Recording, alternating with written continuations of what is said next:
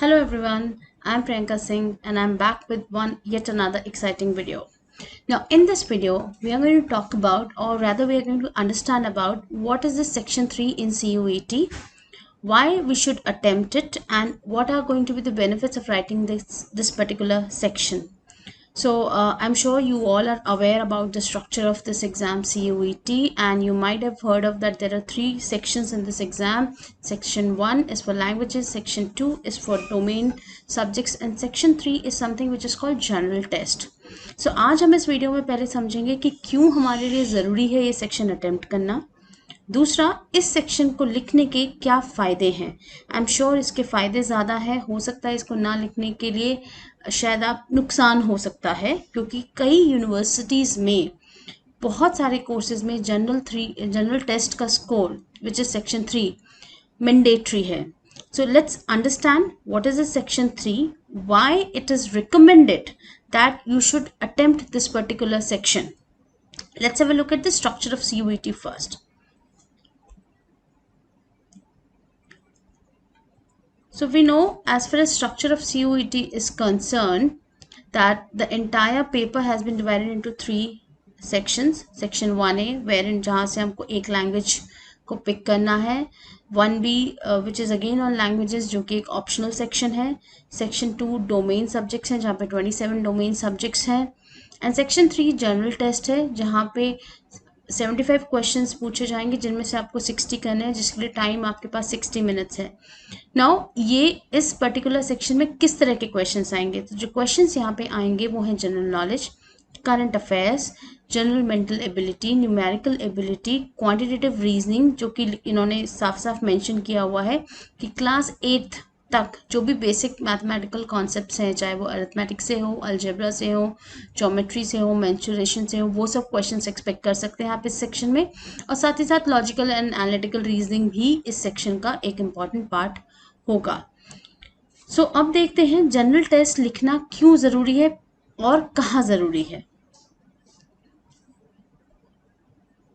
यदि हम score of general test की बात करें तो जितने भी वोकेशनल कोर्सेज हैं, जितने भी ओपन एलिजिबिलिटी कोर्सेज हैं, और जहाँ पे भी क्रॉस स्ट्रीम है, मान लीजिए आपने 12th बायो से की है और आप बीबीए करना चाहते हैं, तो ऐसे सब कोर्सेज के लिए जनरल टेस्ट का स्कोर मैंडेटरी होगा एंड रिक्वायर्ड है.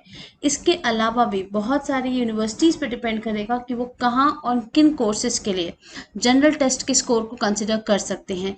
हम ये सोचें कि ये हमेशा जनरल टेस्ट का स्कोर हमेशा वोकेशनल या क्रॉस स्ट्रीम में ही एप्लीकेबल होगा, तो ऐसा नहीं है. In fact, in some of the universities and for some of the courses, general test can open another entry door for you. Let us have a look at specific some DU courses. I'm sure उसके बाद आपको ये ज़्यादा clarity आएगी. Now, as I said, where general test score is mandatory for all the universities which are offering 5-year law courses, and जहाँ पे भी BBA या BMS courses हैं जो universities offer कर रही है, वहाँ पे general test mandatory है. And in fact, in some of the universities for courses like BA, BCom and BSc, वहाँ पे भी general test की requirement in fact पूछी गई है from the university.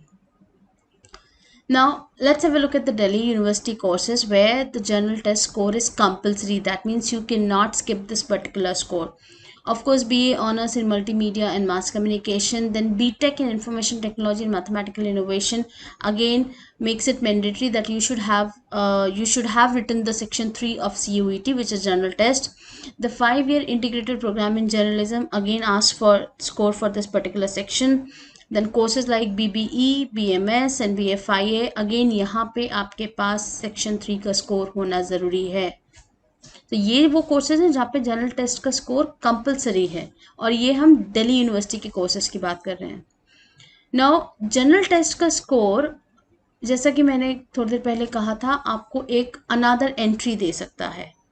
As you can see, I have listed couple of courses here. For example, if I take BA journalism, जहाँ पे entry पाने के 2 मेथड्स हैं. या तो आपके पास इंग्लिश प्लस सेक्शन 2 जो कि आपका डोमेन सब्जेक्ट्स का सेक्शन है, वहाँ से आपके पास 3 सब्जेक्ट्स का स्कोर हो. या दूसरा तरीका है इसी कोर्स में एंट्री लेने का, आपके पास इंग्लिश का स्कोर हो from section 1A and section 3 which is a general test उसका score हो. So now you have, if you're writing general test, you are only writing that particular section, you are not writing 3 domain subjects. So this in a way ये आपको एक another entry option दे रहा है. Even DU के जितने भी vocational courses हैं, there are close to 7 to 8 vocational courses, वहाँ पे भी एक तरीका है जाने का, अपने सेक्शन 1 से कोई एक लैंग्वेज लें एंड सेक्शन 2 से कोई 3 डोमेन सब्जेक्ट्स लें, और you can write any language from section 1, any domain subject from section 2, and you can write section 3. So the same is happening for the BA program, the same is happening for the BCom pass program and even BSc pass home science program. That यदि आप ज़्यादा domain subjects नहीं लिखना चाहते हैं तो आप एक ही डोमेन सब्जेक्ट ऑप्ट करें, एक लैंग्वेज आपको लेना कंपलसरी ही है, एंड सेक्शन 3 का आप स्कोर यदि आप एक्यूमुलेट करेंगे तो आपके लिए एक अनदर एंट्री डोर ओपन हो जाएगा इन सारे कोर्सेज में.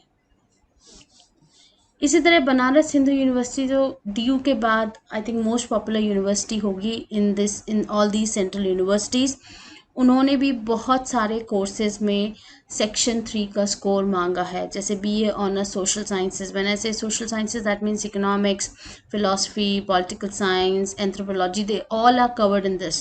So the BA honors program in general at BHU would ask you to have a score in any one of the language, which could be Hindi or English, and section 3 का score. इसी तरह BA LLB जो इनका 5 year law programme है, वहाँ पे भी language का स्कोर, सेक्शन 2 में लीगल स्टडीज़ का स्कोर और सेक्शन 3 का स्कोर होना कंपलसरी है. BCom में भी BCom honors in the financial and marketing management, even BA honors in arts, and all the vocational courses at BHU would make it mandatory to have a score in the section 3, which is your general test. जो लोग specifically languages पे course देख रहे हैं, so I am sure they are aware about something called the English in the foreign languages university. सो इस university में सारे जो कोर्सेज हैं वो या तो 3 years के लिए BA ऑनर्स हैं या BA रिसर्च प्रोग्राम है फॉर 4 years, एंड यहाँ पे आपको जो मैक्सिमम कोर्सेज हैं वो लैंग्वेजेस बेस्ड हैं. So they have a BA program as well, and plus they have and for all these programs, for all these BA programs in all these different languages, the entry point or the entry or the combination that one should opt for getting an entry into all these courses at English and Foreign Languages University, the combination has to be a score in English language from section 1A and section 3 general test compulsory है. So आपके पास यदि English and section 3 general test का score है तो आप इस particular university के सारे कोर्सेज के लिए अप्लाई कर सकते हैं. इसी तरह Jawaharlal Nehru university in Delhi, which is again very known for its courses on languages. So they have BA program on all languages, and apart from that they have something called certificate of proficiency courses again in all these languages. So दोनों ही courses में admission के लिए जो CUET combination या CUET में जो slot combination या subject combination ये पर्टिकुलर यूनिवर्सिटी आपसे मांगेगी वो है फ्रॉम सेक्शन 1A आपने इंग्लिश अटेम्प्ट किया हो और सेक्शन 3 जनरल टेस्ट अटेम्प्ट किया हो ना. यहाँ पे कहीं भी आपसे डोमेन सब्जेक्ट्स का स्कोर नहीं आपके लिए मैंडेटरी है. इनफैक्ट सेक्शन 3 होना मैंडेटरी है आपके लिए यहाँ पे. इनफैक्ट कई ऐसी यूनिवर्सिटीज़ हैं, अभी तो I am speaking about like very few universities. You can go to the CUET website and read through the eligibility criteria of each and every university, each and every course. There are a lot of universities where the general test score is compulsory in most of the courses. For example, I've taken few examples here. For example, University of Allahabad. University of Allahabad के BA course में, BSc में, BCom में, BA vocational में, bachelor of fine arts में, even the BA LLB course, इन सब courses में general test यानी सेक्शन 3 का स्कोर होना कंपलसरी है, मैंडेटरी है. इसी तरह सेंट्रल यूनिवर्सिटी की काफ़ी बड़ी यूनिवर्सिटी है डॉक्टर हरि सिंह गौर यूनिवर्सिटी इन सागर, जहाँ पे BA, BCom, BSc, BBA, BFA, BA, BEd, BCA, BPharma, इन हर कोर्सेज के लिए सेक्शन 3 का स्कोर कंपलसरी है, मैंडेटरी है. सेंट्रल इंडिया की एक और बड़ी यूनिवर्सिटी है विच इज़ देवी अहिल्या विश्वविद्यालय इन इंदौर। इस यूनिवर्सिटी में जितने भी इनके यूजी कोर्सेज हैं और जितने भी इंटीग्रेटेड कोर्सेज हैं 4 ईयर और 5 ईयर के courses which include some of the courses like BA LLB BA BCom BCA mass com, इन सब में सेक्शन 3 का score is required. SRM university के कोई भी कोर्स में, चाहे वो BCom हो, चाहे BSc हो, चाहे BA हो, हर जगह apart from score in language in section 1A and combination of some of the domain subjects, this particular university has made it mandatory to have a score in section 3. So for example, यदि आपको BSc physics करना है तो आपके पास English का score होना चाहिए, physics का स्कोर होना चाहिए और सेक्शन 3 का स्कोर होना चाहिए। तो सेक्शन 3 यहाँ पे हर एक कोर्स में मैंडेटरी है। इसी तरह Tata institute of social sciences, इनके सारे कोर्सेज में सेक्शन 3 का स्कोर मांगा गया है। सो यहाँ पे तो हमने बहुत कम यूनिवर्सिटीज़ की बात की है, फ्यू सेलेक्टिव।